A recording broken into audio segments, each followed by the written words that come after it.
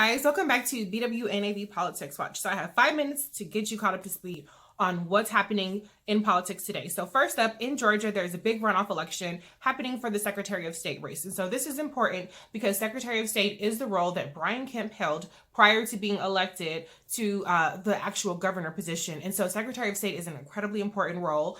And there's a Democrat running. And so you guys have a chance to get some quick payback by electing the Democrat to the Secretary of State race. This will help in Stacey Abrams' Fair Fight Georgia campaign or lawsuit that she's filing to have a Secretary of State that's actually pro-voting rights and pro-civil rights. So get out there and vote today. If you voted for Stacey Abrams, you can still vote today because that means you're still eligible. Your name wouldn't have been purged yet. And so please exercise your right to vote today in Georgia. So in Mueller watch, there is some big news that we're expecting to happen this week. Okay, we have 3 sentencing memos. And so sentencing memos are memos that are filed by the special counsel to have recommendations to the judge as to how the sentencing should go. And so it's going to lay out crimes, it's going to lay out cooperation and different things like that. And Bob Mueller has been really good about crafting a narrative in his indictments and in his pleas and in his sentencing. So we really want to see these sentencing memos. Today, we're supposed to get a sentencing memo from Michael Flynn. Remember, he pled guilty and he decided to cooperate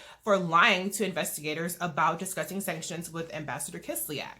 So that's one. Then we're expecting sentencing memos from Michael Cohen and for Paul Manafort. And so Michael Cohen's attorney last week filed a sentencing, his recommendations, which of course tried to paint him as a very sympathetic character who was, doing his patriotic duty, helping Mueller, but we'll see what Mueller has to say.